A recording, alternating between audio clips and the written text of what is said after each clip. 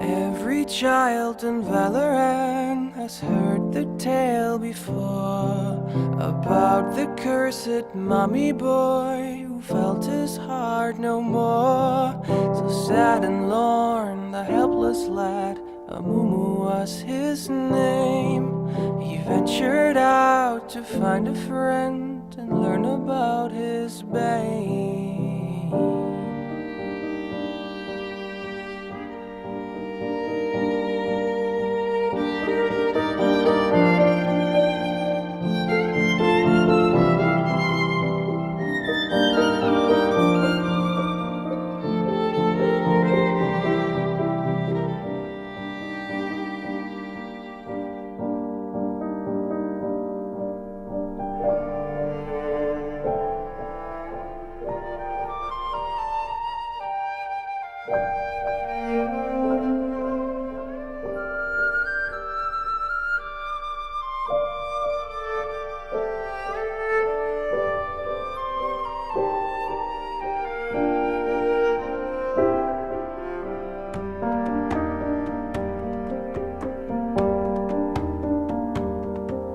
For many years, young Amumu traveled through the lands, determined to make friends if only they would understand.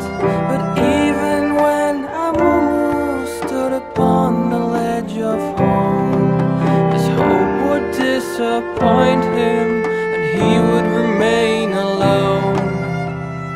But then the curse began to whisper in his ear. It would confirm what was Amumu's biggest fear.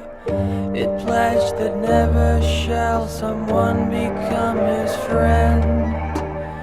It pledged that he shall be alone until his end. The sorrow and despair became too much to bear.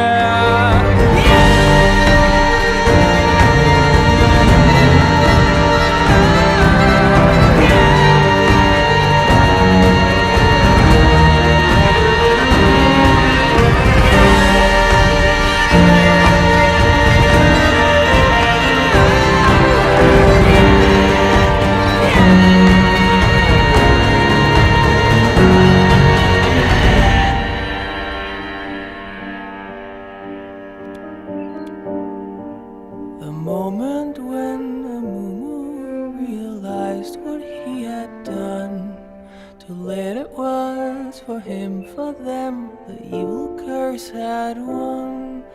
The anger and the anguish overwhelmed his fragile soul and caused a wicked tantrum that he never could control.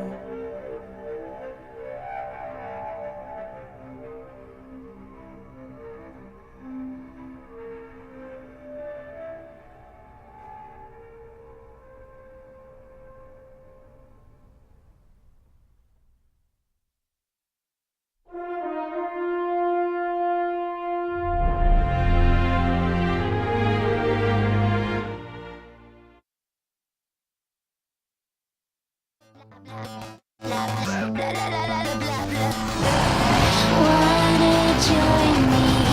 Come and play, but I might shoot you in your face. Bombs and bullets will do the trick. What do we need here is a little bit of panic. Do you ever wanna catch real? Right now I'm feeling ignored, so can you try a little harder?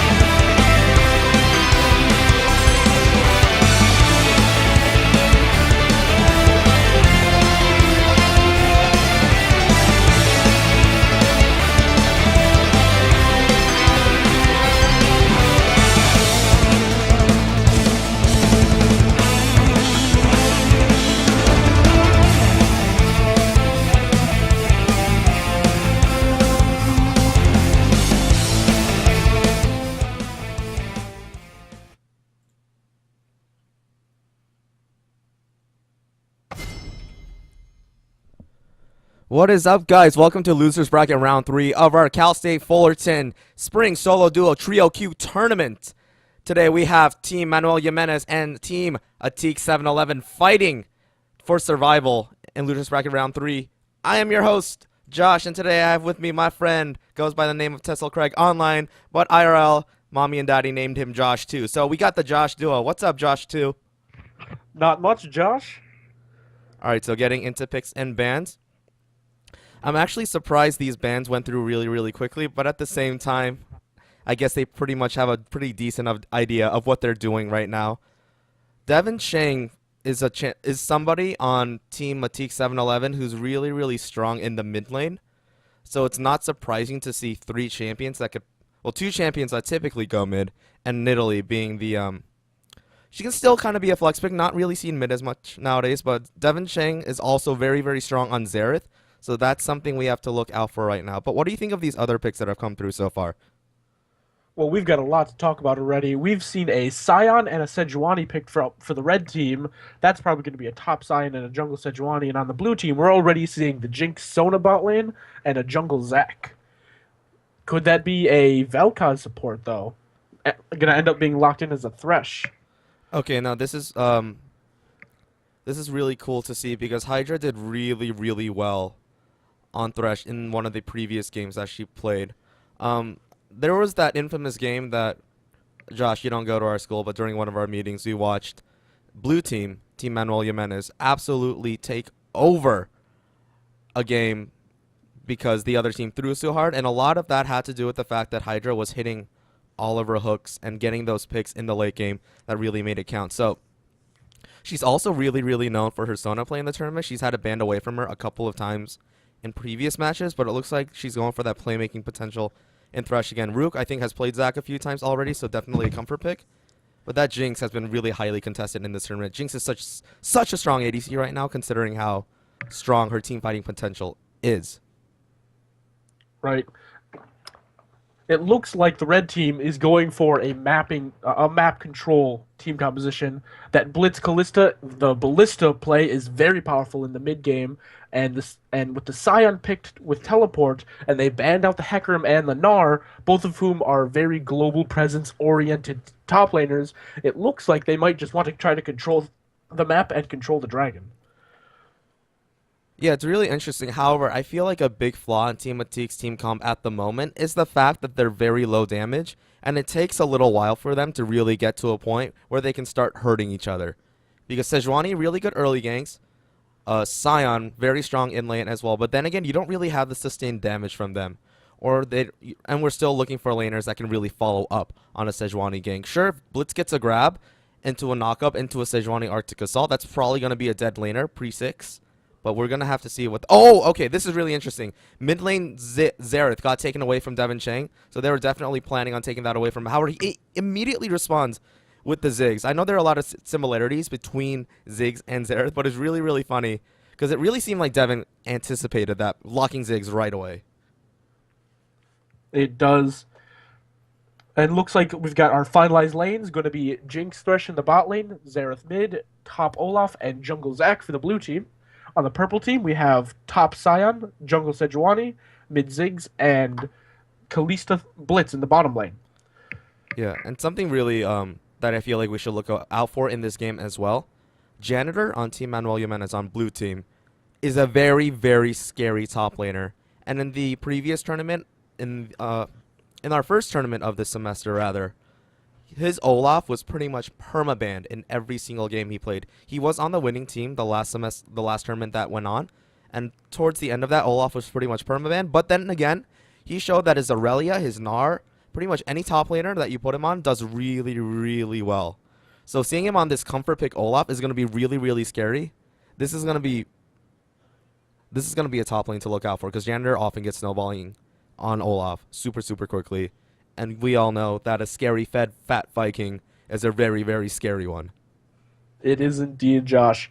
I will note that both top laners have opted for the more traditional summoners, Ghost and Teleport on Olaf and Flash Teleport on the Scion. Neither of them are going for that new Smite Teleport top lane, which has been going around in solo queue. Yeah, and I don't think we've really seen that come out in in our tournament just yet. And we haven't really seen that a whole bunch in pro play either. I feel like some regions do preferred over others, but in NA, you typically see the more traditional, like you said, summoners in the top lane. Plus, I feel like people are still trying to adjust or trying to decide if that awkward build path with the Hunter's Machete is even really worth it. Because we all know that top lane is kind of an island and your backs are somewhat limited and you have to be very mindful of how you use TP to get back to lane or to apply pressure elsewhere on the map. And having just an extra item like a Hunter's Machete in there kind of messes with your groove a little bit. But it's going to be really, really interesting to see. Taking a look at team comms, what do you think, like, what part of the game do you think we should look out for? I think we're definitely going to have to look out for some of that great mid-game team fight from Red Team. If a good Sejuani ult lands, that is almost a guaranteed Super Inferno Mega Bomb from Ziggs. And if Kalista never gets jumped on, she can kite around for days. On the other hand, Jinx, even with her ultimate nerf, she is still the strongest late game AD carry in my opinion, and Olaf and Zac on that team makes that very powerful in the late game. But then again, taking a look at our laners, we have two laners in Jinx and Xerath, and even to some extent Olaf, who are pretty immobile. They don't have any blinks, any dashes, anything of the sort. So they're going to have to be very, very careful to not get in a position where they're caught out. Because Sejuani, when Sejuani comes in, it's really, really scary to dodge, especially if she's level 6. She can just throw out the Glacial Prison and lock you up super quick. In addition to mid lane, also have to be wary about the Scion ultimate, the Unstoppable Force coming down, because if you just hear, dun, you might not realize that the Scion is coming for you in the mid lane, and by the time he shows up on your screen, you're pretty much caught out anyway. So, Xerath's going to have to do a lot to make sure that he doesn't get caught out. Jinx, going to be very, very, very reliant on Hydra to provide those clutch hooks, those clutch plays, and those very, very crucial lanterns to make sure that they don't die, because it's real, real hard to get out of a gank when you can't just jump on out of there and your flash isn't up. But we are going to get into our loading screen and do our traditional guess, no, rather, our traditional who has more skins, therefore who will win. Well, as soon as the loading screen comes up, we'll get to decide that. In the meanwhile, I'd like to ask you a question. How do you feel about Hydra picking Thresh, who, as you said, is a comfort pick, over someone who has a Black Shield Morgana? Do you feel that a Black Shield could have been more useful this game? I feel like just thinking about the ability... Then again, it's an interesting question you ask because I kind of have two parts to this answer. Just thinking of the Black Shield in relation to the team comp of the Blitz, especially because we're looking at Blitz, right? And Sejuani and Scion. I feel like a Black Shield would have been very, very useful. Then again, the reason I feel like Morgana wasn't really considered, well, in addition to Hydra picking before Blitz, Morgana's Black Shield is actually bugged right now. Right now, it's in-game, if you have a Morgana Black Shield on you and somebody deals damage to you that has a CC component to it, say, just for math's sake, say Black Shield blocks 50 magic damage, and Blitz's Rocket Grab does 100 magic damage. That Rocket Grab is going to pop the Black Shield, and the Black Shield isn't going to block the CC aspect of it. So it's actually a really interesting bug that Riot is working on right now. That might be a reason they didn't elect for it. Then again, I haven't really seen Hydra ever play Morgana. So with that said, I do like her on the comfort pick, because I always say comfort wins games, not team comps. Right. And the decision has come in. We have 4 skins on blue team and only 1 skin on red team. Rip in pepperonis, indeed. Anyway, we're going to introduce our laners real quick. On the blue side, we have Team Manuel Jimenez, Janitor on his trademark Olaf in the top lane, Rook on his Zac in the jungle. Ticker 360 taking that Xerath away from Devin Chang on Xerath. Oh my gosh, that's redundant. In the mid lane, Hydra and Chocolate Sundae rounding out that bot lane on Thresh and Jinx. And Josh, why don't you take it away with our red team? For the red team, we have a Penguin's Shadow on Sejuani in the jungle, AON Joker on Scion in the top lane. In the mid lane, we have Devin Chang on Ziggs, and bottom lane we have Aw2Ohm or Awesome and 211 Yanome on Blitz. All right. Now, Josh, other Josh, this is something I like to do with all of my casters. I might have done this with you at some point, I'm not sure. But I always like to offer the traditional reward of guessing who gets first blood. So if you manage to guess which player gets first blood, I will bequeath unto you a mystery skin. So do you want to take a guess? Let's look at the lanes and what do we got? Both top laners started Flask, so that's going to be a high sustain, high farm lane. Both bot laners support started Relic Shield, so that's a little bit more of an active sustain than a passive sustain that you might see out of an Ancient Coin. I'm gonna say that most of the action is gonna end up in the bottom lane. I feel like the Kalista Blitz combo is gonna try to trade very hard level 2 against the Thresh and Jinx before she can peel for herself with her choppers. So I think that First Blood is probably gonna end up going out to Kalista this game. First blood to Kalista, the vote has been locked in. I was watching Yeknam leash that Gromp for a little bit, and I was actually surprised to see Yeknam throw out the rocket grab to help his jungler out. That's probably the kindest, most selfless blitzcrank. Then again, I'm not sure if burning a third of your mana before you even get to your lane is really something that's hashtag worth. We'll see if that, because Blitz's rocket grab is really, really expensive early on, and Blitz only starts off with, I think he starts off with less, or just under 300 mana in his base stats, so that could make him pay for it later on. We'll keep an eye on it though.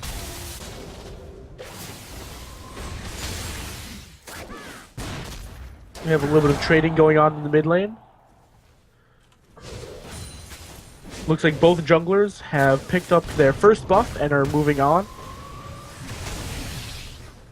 Yeah, I actually anticipate, I wouldn't be surprised if a lot of things happen in this mid lane, given the fact that Devin Cheng is often looked at to carry his team. Although he is on a new champion that I haven't seen him play before, Ziggs and Xerath, very, very similar in playstyle. I mean, the whole reason Ziggs fell out of favor in the first place is because he got buffed to the point where Xerath was just better. So we'll keep an eye on that mid lane, see if the junglers decide to visit, because I feel like that can have a lot of influence, especially considering the semi-global presence that Ziggs offers with his ultimate. So we'll see if Devin can pick up any sort of pressure or any sort of gold with that bomb of his. Right. Yeah.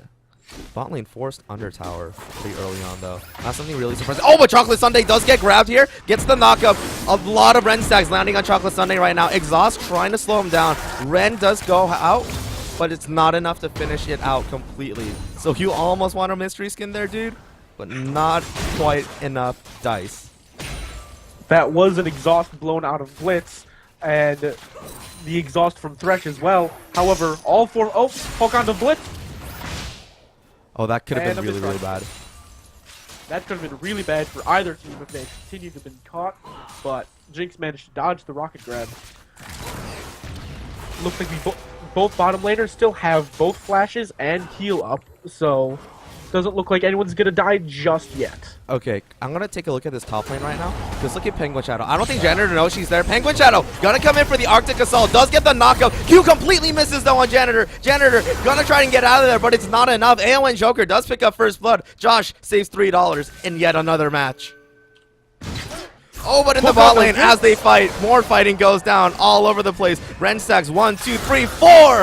Oh man, if Awesome killed in just a few seconds sooner, I would have had to give up some of that dough. So early 2 kills going to Team Atik's 7-11.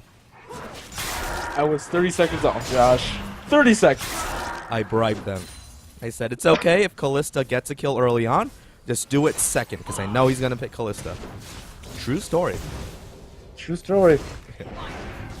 So it looks like that's going to get a pretty big advantage for Kalista and Blitz. They're going to be able to bounce this wave if they play it correctly, and being able to go back to base. Gank mid lane? Gank mid lane. Oh, the satchel didn't land at the right angle, so Ticker just going to get blown against the wall. Not much follow-up they can do there. That was a good stun landing by Ticker, though. If that stun didn't land, that Arctic Assault definitely would have, and the satchel charge probably would have knocked him back, too. Whole bunch of what-ifs that he's glad that he didn't have to answer. That's a lot of ghosts in the Zac jungle that he's got to clear.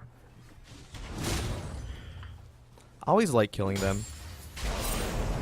Yeah, I like angering them and then standing in front of them for a few seconds and then killing You them. walk in front of them, they go, ah, ah, shut up! You hit them twice, they're gone. Free gold. It's like a gold delivery Gotta- system, like in Dota. Oh yeah. I don't know how Dota works, but I'm assuming. I know there's like a little donkey that delivers things. Yeah, he's a little courier. He's a little flying Right, the donkey. courier, that's the word. But who plays Dota? We play League of Legends. Right. Who plays Dota? Look In at other these mid news, laners. Both picking up chalices. with I the wonder buff why they defeats want on to play like Grail- such babies. I'm just Oh, kidding. with the buff that feeds on Holy Grail, it is considered by most to be more worth it to go for that Grail against an AP mid laner, especially one that doesn't have built-in sustain. So against heavy poke lanes like Xerath and Ziggs, getting some of that early MR might be worth it. That is a good point that you bring up, given that those two are probably the most annoying to lane against, given that they have pokes. The Arcano Pulse is going to come out constantly, the Bouncing Bomb going to come out constantly as well. So pretty much both of them saying, hey, stop that. I don't like that. Ziggs ahead by 14 in CS, though. Ziggs is ahead by CS. I don't know if I agree about the most annoying lane, though. I mean, mid Oh, Josh, this Nunu could is go a bad. thing. This could go bad. In the top lane, we saw Rook trying to go for a really, really creative gank in the opposite jungle. However, he's just going to get caught out by 3. Janitor coming in for the assist. Aelin Joker trying to get the stun up. Doesn't happen. Oh! Mega Inferno Death Bomb. Barely letting Janitor get out of there alive. That could have been a kill onto Devin Chang, but nope. Janitor going to survive. Stubborn Viking doesn't die. Oh, Rook going full YOLO onto Penguin Shadow. Penguin Shadow forced to flash out of there. One turret shot brings her down to about 150, but she is going to survive. If that rocket grab landed, I would have been out of breath, because I feel like once one team starts fighting, they're all going to start. Oh my gosh, speaking of the devil, they are still fighting again. Awesome gets exhausted. We do see a TP coming in from response. However, Leon Hydra does secure the kill onto the Callista. Flame Chomper is coming down. Yeknam getting locked down. Passive being popped, so no more defenses up for him. That is blue team picking up Dose in the bot lane. That is huge for Jinx.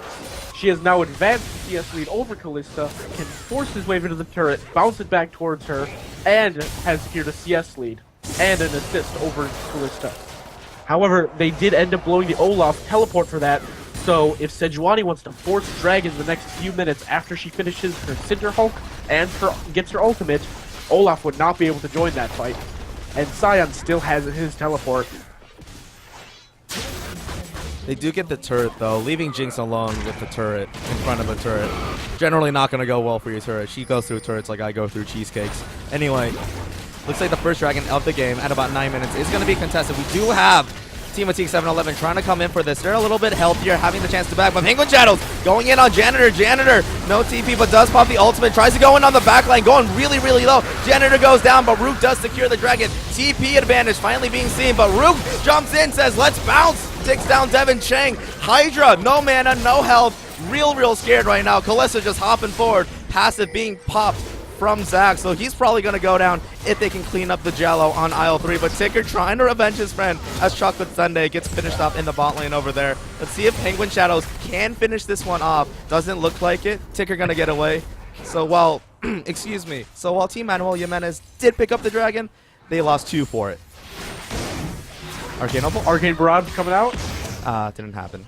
GG, surrender. The Callista safety dance is too strong. And I don't know if you noticed, but during that whole exchange, the Arctic Prison did come out from the Sejuani and missed everybody. It hit the dragon. And they didn't even get the dragon. They didn't even get the dragon. She ulted it, though. I mean, she tried. Did it? I didn't completely see what happened in that fight, but did it look like she ulted it in order to steal it, or did she just completely miss, like whiff and miss her opponents? She dropped the ult into the dragon pit, but unfortunately she didn't. I don't believe she had vision inside the pit. So while she did aim it towards 3 members of the enemy team, none of them were in line to catch the ultimate. So a bit of a Hail Mary, you would say. A little bit of a Hail Mary. A Hail Mary to make the sickest montage list, but Joker might get a solo kill onto Janitor. He's forced to ultimate. Nope! Gonna run right into the bomb. Gonna get blown up by Devin Chang. Devin Chang giving an assist from far away. So, double kills Atik 711 has when compared to Manuel Jimenez. 6-3 right now. Even though they took away his Zereth, his Zig seems very strong. It's kind of like Ziggs has an ult that's easier to hit than Zereth. It's like, oh, I only have to hit him once versus 3 times. Right, Maybe that's what and a he thought. larger area of effect too. This is true. He can blow up an entire wave. But Hydra trying to clear out a B. Gets the Callista wombo combo. Hydra trying to flame away. Chocolate Sundae on the back line trying to save his dear departed support soon to be. But awesome. Hopping forward with that Marshall poise. Really hard to let down. But he does pick up a trade in exchange for that. Yeknon trying to get out of there. Overdrive being activated. But oh, Super Mega Death Rocket does miss. Ziggs coming in from the side. Let's take a look to see if he's able to catch her out in time. I feel like Chocolate Sundae is going to get caught up by both the Satchel Charge and the Minefield. Satchel Charge goes down. Bomb misses, however. You don't see many players juke a Ziggs like this as Jinx, but it's only a matter of time. Oh, Blitz. Wow, Blitz. Okay. Kill secure, but Tigger coming in for the revenge kill. Delivers a blue buff to essentially 3 members of the team. Yeknom coming in again. He takes another one. Support Blitz with the blue buff and 2 kills in that exchange. 9-4. This is a 3-1-2 Blitzcrank. If he doesn't buy a sheet this game, I'm going to be disappointed. What do you think? What do you think, other Josh? Do you think that those were situations where Blitz definitely could have given the kill to his carries, or was it one of those situations where it's like, I don't care, dude, just kill them, just make sure they die? Let's see. Zereth had no flash. He'd already blown barrier.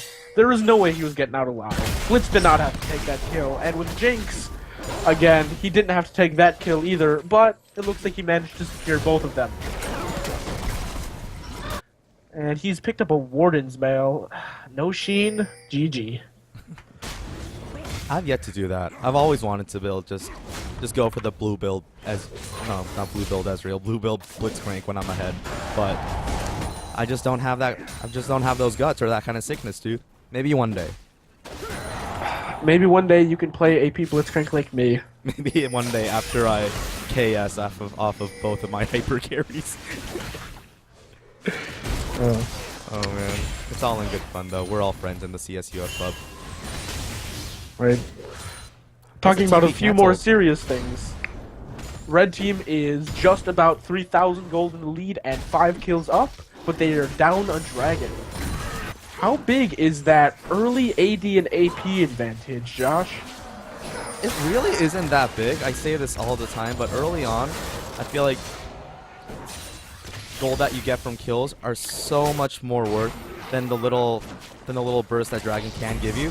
So it's okay. Oh, but Rook comes in right when I'm talking about Dragons. Gets the less bounce and the knockup onto both Awesome and Yeknom. Yeknom, I don't think you're going to be able to steal any kills here, bro. You're pretty much going to go down here. He loses the passive. However, the other support manages to say, hey, that looked like fun. Support should get kills too. Hydra locks that one down. That's the second kill on her roster. But speaking of Dragon, comes up in 50 seconds. Looks like they're going to try and make a move for it. If you can get Dragon, why the hell not? The sooner you get to 5, the way better. But then again, in the early game especially, 300 gold on one person is going to hurt a lot more than 2 extra AP or AD on everybody. And that was a very well orchestrated dive in the mid lane by the red team. Root going in on 3. I don't know how this is going to go. You don't go in as a Zac against a Ziggs, a Sejuani, and a Scion. He was forced to burn Flash to get out of there. Does save the mid tower, however. Not sure if it's worth the 5-minute cooldown. What do you think? Right. I don't think it was worth it. I think the tower wasn't going to go down in either case, and he did not have access to Let's Bounce. He had just used that in the bottom lane, so he had no way of even driving them away if they decided to stay and fight him under tower. And there is an argument to be made saying that maybe they can take those extra 5 or take that extra time they earn from not losing that tower to establish lane presence and map presence elsewhere. But it doesn't look like they're really able to do that. Chocolate Sundae and Hydra both making their way over to the Dragon Pit, fully knowing that it is up. Whether or not that second dragon is super powerful in the immediate sense, they're both going to want it, because getting to 5 is what both of these teams are ultimately after. What should we look out for in this upcoming fight? Because you know they're all going to go on in each other. Right, we should look out for a gigantic Ziggs ult once it's back online, and we should look out for Blitz does not have access to Flash, but if he gets a single hook on either Jinx or Xerath, the fight's over. Well, here's to me hoping that Blitz does get a hook, because I do love seeing bloody fights blow in the favor of one team. But, oh, there's Speak of the Devil! He gets hooked! Good barrier is forced to be popped. Ziggs going in immediately, trying to do as much damage as he can. Yeknam, however, that fight's not going nearly the way they thought it were gonna go. Chocolate Sundae picks up 2 with Penguin Shadows, getting a 4-man ultimate, but they do not have the follow-up damage. Janitor picks up 1 onto the jungler. Devin Chang delivers the blue buff on a silver platter. Sion, the only one alive, completely out of the fight round right now, saying, hey guys, where'd you go? There's a dragon. Guys! Clean 4-0 for Team Manuel Jimenez. And it looks like they're going to get this dragon, barring some sort of miracle. Josh, that was insane. You called it, dude. You called it. But That was it was weird, though. You called it the other way. That was 2 of the picks that needed to happen. Xerath got hooked and immediately had to blow Flash to get out of that situation. And while trying to chase him down, Kalista got hooked in by Thresh. That, I feel, is what lost them that fight. Because once Kalista and Blitzcrank were in range of the AoE, all of a sudden Jinx can drop a Super Mega Death Rocket, and Xerath can start dropping his AoE. And all of a sudden, that fight turned the immediate other way. It does not help their case that Ziggs was... Oh, we got something happening. Oh, we got lane. some risky business up here. Rook doing that once again. No flash to blow this time. Takes the lantern for the half a Teemo dash. He does save mid-turn again, though, so I guess some credit is due to Rook. Rook guardian of that mid-tower. Mid-tower should take him out to dinner. Find some nice flowers or something. I'm going to start keeping a tally. That's 2 times that Zach has gone in against more enemies to try to save a tower. If he gets more than 10 this game, might as well give this guy a new title. I'll give him 40 mystery spins. How's that?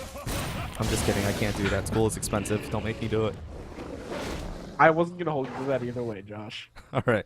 So right now, we saw a whole lot of fights falling out. I feel like that last dragon fight really brought Team Manuel Jimenez surging back into this. And considering that they have scary people late game with that Jinx and that Xerath, what does Team Atik 711, the red team, have to do to make sure that they get to that late game where Kalista can do equal amounts of damage? They have to farm and they have to scale right now. Sion is one of the 5 infinity scaling champions. Every time he kills a minion, he gains bonus health. He might as well farm for most of the game. At some point, he'll have enough health that he doesn't care how many Bork's Jinx builds. Sejuani also scales incredibly hard. If she buys a bunch of tank stats, she'll never die. Kalista needs a couple items to do her work. Looks like Kalista actually went for a Bork rush. Now, the very common Kalista build is BT into Runons or Runons into Bloodthirster. What do you feel about the Bork rush on Kalista instead? I feel like the Bork rush is okay. It's definitely not, I feel, as strong as going BT first, because the whole reason you want BT first, but just kidding! Rook gonna come in. Ultimate is available. He elects not to pop it just yet. Tries to get a clean engage onto it, but is very patient in trying to find that window to get onto Kalista. Kalista manages to get away just in time. We'll see if that Borg does her any good, though, because the reason you want Bloodthirster is for that shield passive and to stay alive for as long as possible, because Kalista benefits from staying alive for a long time during team fights, and BT helps her do that. Oh my gosh, Ticker's going really low. Ticker's down! Damage! Oh, that's a 3-man ultimate under tower! Rook's probably not going to be able to save this tower this time. Bounces onto all 5 members of the opposite team, peeling them off of this tower, but I'm pretty sure it's just a matter of time before that one goes down. So, that was a beautiful display of patience from Atik 711. They managed to poke Xerath down, and Devin Chang just got the easiest ultimate out of his life. So they pick up 1 kill off of that and the universal gold they got from the tower. Good play. That was very well done by the red team. Great reaction time on Olaf, who ulted to block the pull from a blitz grab. He didn't do anything offensively with that ult, but he managed to save his own life by canceling the actual grab. It looks like red team is going to re-secure their gold lead at about 1,500, but they are still down 2 dragons. Remember, if they lose the next one, That means that they will not get that bonus attack damage and ability power, and blue team Hold up, will real get quick. that We're gonna take a bonus look at. Oh movement my speed. gosh, Devin Chang almost went down to Gromp. I'm sorry I interrupted, but it looked like Devin Chang was about to die to Gromp. He was literally 20 HP from dying to Gromp. What were you saying? Oh, that was way too funny. That would have gone down in the ages. This is a pretty massive lead that he's accumulated, though. He's picked up his Luden's Echo, which is a great item on Ziggs, especially if he is your main source of poke and wave clear, as he is for the red team. He is 4-2-2 with 50 CS over his opposing laner, the Xerath. He has a lot of gold over him right now. He's sitting at about 2,000 gold in the lead, which explains where that entire Luden's Echo is from. Yeah, at the current moment, that translates into literally a full item. Devin Chang is literally a full item, a needlessly large rod item at that, ahead of his lane opponent.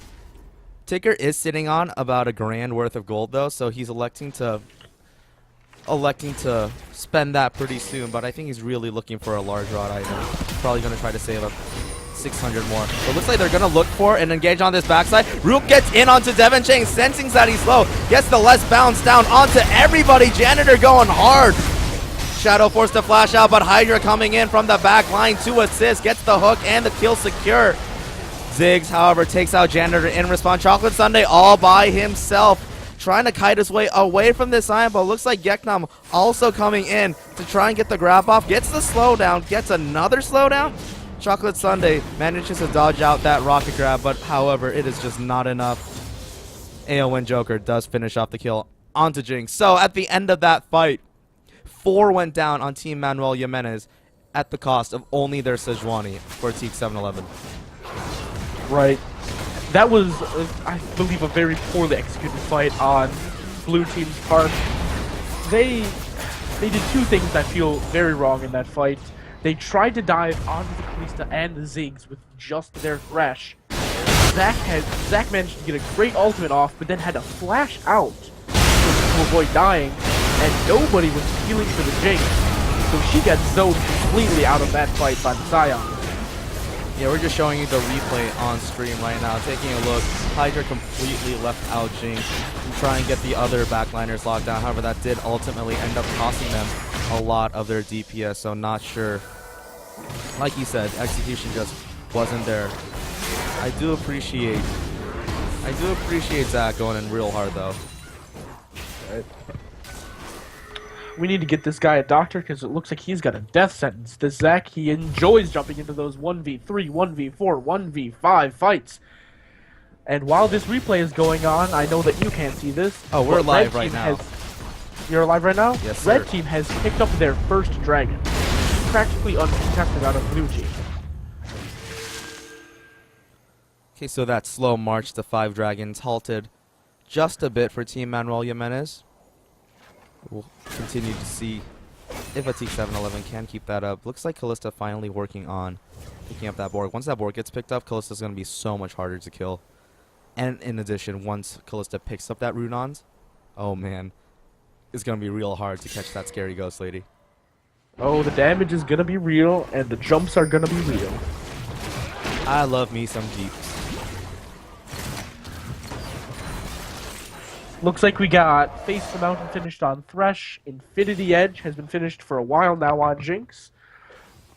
Xerath has managed to pick up his first needlessly large rod. He is still very behind Ziggs in terms of gold, though. And against the massive amount of AoE magic damage out of Ziggs and Blitzcrank and Sejuani, it looks like Zach has opted for a Spirit Visage as his first main tank item.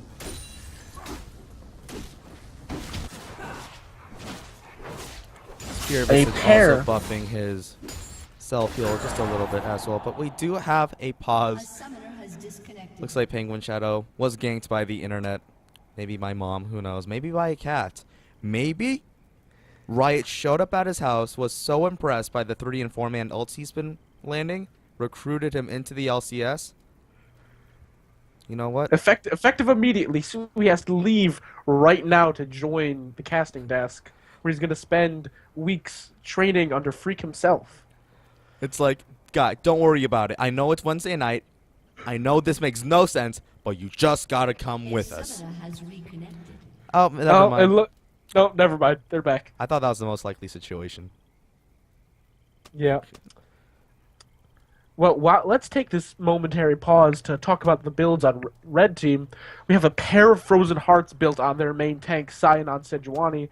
This renders Jinx very ineffective at the moment. Until she finishes her last Whisper, she's not going to do any damage against those two. Play is going to resume in just a few seconds. In addition to the 100 armor that those Frozen Hearts offers, it's also the reduction in attack speed that really hurts Jinx. Because what makes Jinx so scary in the late game, and actually in all stages of the game in general, is the fact that her minigun increases in speed as she continues attacking. So she's gonna, that passive of her minigun is gonna be mitigated just a bit by like 15%, I believe. So hitting at a champion's strongest point definitely gonna limit the efficacy of Jinx's damage. But when Jinx likes to go static shiv over PD as well. What do you think about that? I think she's trying to enhance her ability to push and to wave clear. They have a Xerath, they have Olaf to throw axes, they have a decent amount of wave clear, but when it comes to clumped up, big AoE fights, she does want that little bit of extra magic burst damage. Oh, speaking of it, Rook goes in deep. There's only the ADC and Rook available, so I don't think they're going to be able to capitalize on this. They're trying to save the tower. Not going to happen, though. Team Atik does pick that one up. A little brave of Rook, but Rook's just going full YOLO this entire game. Right. Oh, full YOLO indeed. He's trying to do Krugs right now. While again, oh my gosh, Hydra gets the max range stun. Forced to use Fate's Call for Awesome. However, he's trying to just jump right back in, go after this. He really wants to kill onto Gumby, but Rook finally gonna finish that big Krug that almost got him killed. That's an ultimate down for Kalista, though. Right, that is an ultimate down for Kalista in response to the ultimate going down for Jinx. But with that recent nerf, let's talk about the Jinx pick. Do you think that it's still worth playing Jinx even after the massive nerf to her ultimate? When I first read the patch notes, reading over Jinx's ult, for those of you who don't know, Jinx's ult at point blank range was significantly nerfed in terms of damage. Instead of doing something like 150 base damage plus 50% of your AD, it now at point blank range only does 25, you heard that right, 25 damage plus 10% of your AD. So that pretty much makes your point blank ult weaker than an auto attack level 1. But then again, her ult reaches the old damage levels at just 1000 range. For those of you who don't know what 1000 range is, that's an Ezreal Q. So it's really not that far at all. So I think she's still completely viable. She's just slightly less ridiculous in those up in her face skirmishes, because she really should lose those anyway.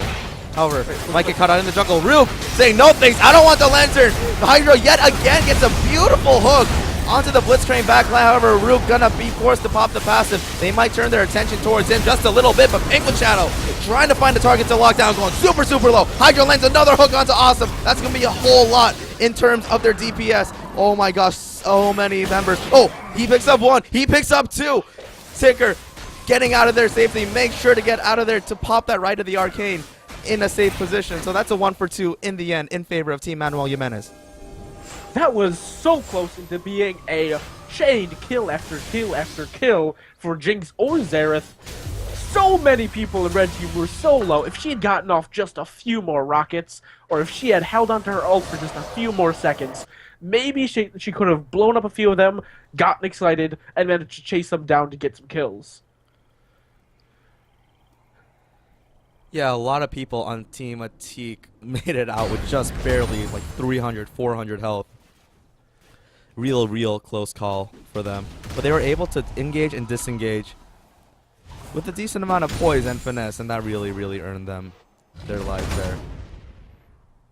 Jenner trying to apply pressure. This top lane tower hasn't gone down yet. It's really surprising and rather uncharacteristic of Janitor, because we're so used to seeing him go like 7-1 in lane with Olaf, getting like solo double kills top lane by himself when he's sitting under his own tower. Like, he does crazy things like that, but he's really having trouble establishing that same sort of dominance in this game. But we'll see what happens in this next dragon fight coming out. What do we got to look out for here? I think we have to look out for exactly the same thing as last time. I think when teams start dancing around each other, it's always going to end up being what team gets the hook, who do they land the hook on, and how do they follow up. Yeah, Sejuani and Zach both posturing. However, Janitor does come in from the side with the TP. I'm not sure if they saw that. Rook does go in. Not sure if he's going to get the knockup, though. TP comes in response from Joker. Joker does have his ultimate available, and he's like, oh no, that's a 4-man ultimate from Sejuani. Ultimate from Ziggs landing on 5 of them as well. Devin Chang takes out Rook. However, blue team forced to go on the retreat after this one. Callista picks up 2. Penguin Shadow picks up Janitor. Ticker left all by himself after that one, and he's really low on mana. They're still looking for him. However, Joker just going to zone him out as the rest of the red team electing to take the dragon. Looks like they're Oh my gosh, rip! Rip. At least Blitzcrank didn't steal that one. Blitzcrank has not actually gotten another kill since he secured those 2 kills in the bottom lane much earlier in the game. So he might have hurt us. He might have toned back on the last hitting and just decided to give his kills over to the carry. But red team has now secured a commanding lead with that amazing team fight from an amazing ultimate from Sejuani. They have secured their second dragon and pulled 8,000 gold ahead. They have also secured 2 more towers than blue team. It looks like they're in a great position to start pushing down these lanes and win this game. So, if you're on Team Manuel Jimenez, if you're on the blue side right now, what are you really looking to do? Because this game is, while it is going in favor of Team Atik 711, it is definitely not out of reach for Team Manuel Jimenez. We all know what can happen if Jinx just gets 1 kill in a team fight. She can just get reset after reset, just tear people up with her AoE damage. So what does blue team need to do to get to that point where they're coming back? Jinx needs her last whisper. That's the biggest thing right now. She's sitting on 1,500 gold. She can go back soon and finish that last whisper. She did it right now. As I was speaking, she finished it. She needs this. She needs to get past this gigantic tank line from the Sejuani and the Scion and get to that squishy, ooey gooey Ziggs and Callista in the center of the team. If she can get to that nice tasty inside and blow them up, she doesn't have to care about the Scion and the Sejuani for a little while. Assuming she gets a decent amount of peel from Thresh, she can carry a team fight. In addition, Xerath is very behind. In fact, he is just under 3,000 gold behind, which does translate into an entire item. He is sitting on a Rabadon's death cap where Ziggs has a death cap and a Ludens echo. That death cap was just finished, by the way, so that bonus AP is just coming out for this next team fight, which looks like might be happening in this jungle. They look really, really fake because I feel like Ticker's not going to do a whole lot of damage. Look at the MR on red team right now. We have a Spirit Visage and a Spectral Cowl on Scion. We have a Banshee, and we have the BM Abyssal Scepter build coming out of Penguin Shadow on Sejuani. So that's a lot of MR that without a Void Staff, it's probably not going to be able to poke through. I mean, what's the point of poke when it feels more like a bunch of feathers tickling you? Looks like they're going to lay siege to this mid lane. It does look like they're going to. Before anything happens, I'd like to remark on something you said. I don't know if that's a BM Abyssal Scepter. Scion actually does a lot of magic damage. That's a lot of damage on the big spell. Oh, Devin Chink. When did that happen? Catches out Chocolate Sundae. I didn't even see that happen. I think, yep, that was the ultimate that went down. So there looks like with their main DPS source gone, they are going to just look at this mid tower and inhibitor. Oh, that's 2 people getting caught up by Sejuani with a beautiful follow-up from Joker. So that's a tower. The inhib still alive, but Thresh does go down. Janitor doing his best not to give up any more out of this exchange, but Tigger gets the full knock-up from Joker in that. Rook's trying to do his best to zone him up, but realizing that there's just nothing he can do against all 5 members. Rookhover does knock up Yeknam under tower. Yeknam getting a little too confident going for those fountain grabs, so he's going to lose his life there. But the Callista completely at full health. Jinx out of the fountain off a respawn. They didn't attempt. They didn't think that was coming too soon. Gets the super mega death rocket onto Sejuani. Say, hey, Abyssal Scepter doesn't do crap against that. A little more gold to Jinx, but they did lose their inhib. Right. Can I talk about this Abyssal Scepter? I'd love to, but Kallista's getting jumped on. Why is everybody fighting Rook? All right, Josh, you're good now. I don't know. Are they gonna force this dragon? It doesn't spawn for 2 minutes. Let's see if they continue to force it anyways. The Abyssal Scepter on Sejuani. Scion does a lot of magic damage. Ziggs does a lot of magic damage, as we just saw. He absolutely shredded through Jinx. Even Blitz does a decent amount of magic damage, and Sejuani herself isn't too weak. That Abyssal Scepter, if she gets into the center of the enemy team, really shreds MR. And it doesn't look like they have a lot. Thresh doesn't have any MR items, and only a Banshee's Veil, which is not the highest MR item coming out for Olaf. Zac does have that Spirit Visage, but there's no Locket yet. There's a Righteous Glory for Thresh. How do you feel about the Righteous Glory, which is, some would argue, a strictly offensive item, instead of a Locket or a Crucible on Thresh? I think that the time that I was slowly watching the progress of the Righteous Glory being built, I thought the timing of the Righteous was a little bit awkward, because I feel like Righteous is something really powerful if you have a hard engaged team comp, or if you're generally ahead and can afford to take those head-on fights. But the team comp that comes out of blue team, Team Manuel, Jimenez, really just strictly relies on Thresh getting a good hook and Rook getting a good knockup and ultimate. So at the time, they were kind of being pushed back into their own base, I feel like. Quote me if I'm wrong, I'm gonna have to take a look at the VOD, but I feel like you said, Locket is just so valuable in this situation. But Rook, right when I'm talking, gonna come in for the ultimate. Penguin Shadow gets pulled immediately by Hydra. Looks like they're trying to finish off this tower as fast as they can so they can press ahead unimpeded. Kalista hopping forward with such speed. That's a lot of attack damage coming out, but not for long. Gonna get immediately blown up as soon as Ticker and Chocolate Sundae turn their attention towards those carries. So after losing that tower, they say, not today. Hydra goes down, but they do pick up 4 in exchange for that. Meanwhile, Joker knocking out their top lane. It looks like he's going to get that tower regardless of Zac. Gets through the door. Is he going to stay and fight this? Nah, he's just going to walk on out of there. Luke, however, he's been going full ham all day, every day. I'm not surprised to see this still going on. Wet noodle fights. All right, I'm gonna go pop some popcorn. I'll be right back. Okay, it should still be going on by the time I get back. Oh yeah, this is the classic wet noodle fight. Well, while Josh goes to make some popcorn, let's talk about what happened in that fight. Jinx got excited. Sejuani went in 4v1 a little bit too deep, and Zac managed to peel away the Kalista and the Ziggs from taking down Jinx.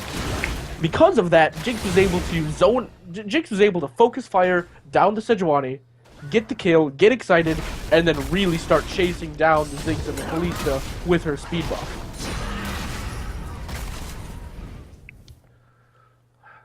We're 38 minutes into this game. That's a pink ward on Baron. Baron has not even been pinged this game. I'm not sure who is going to go for it, if anyone. You know, it's actually surprising that hasn't happened yet, but thinking back on all the major engagements that happened, I feel like almost all the major fights have either happened inside blue team's base or around Dragon or bot lane. We can see right now that top turret for Team Atik 711 is still up at nearly 40 minutes into the game, so that side of the map has not seen a whole lot of pressure, largely in part due to the fact that Janitor has been struggling a lot in this game compared to the other games he played. He's at 110 CS deficit to Scion right now. Scion, perfect KDA at the moment. 2 kills, 0 deaths, and 12 assists.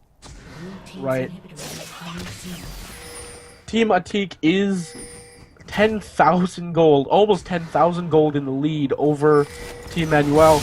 Let's talk about where that gold... Oh, never mind. When Josh starts talking, they start fighting. Rook going trademark ham onto them, but it looks like the Glacial Prison does come out. Only lands on Hydra. Chocolate Sundae getting a lot of free damage out. Super Mega Death Rocket and the Zap finishes off the Sejuani. However, he's forced to back off immediately due to the fact that he's going really low. While he did pick up one, it looks like they're not... Oh, looks like they are going to be able to fend off this tower siege for just a little bit.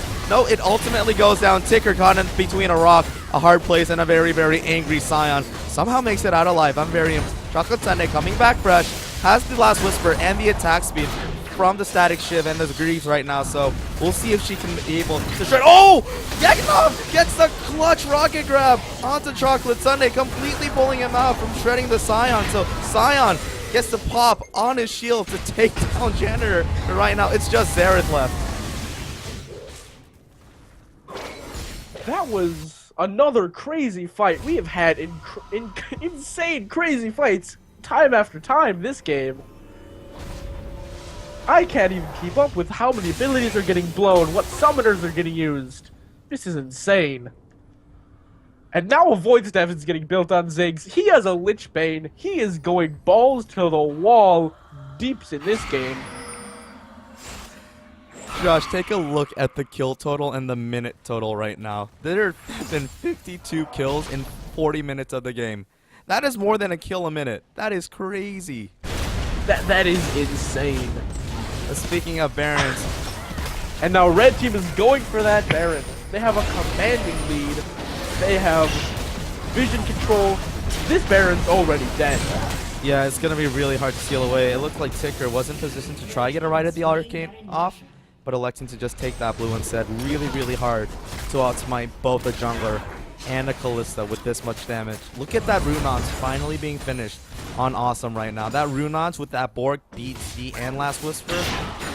Dude, how do you get to this Kalista? What do you have to do to get past this front line?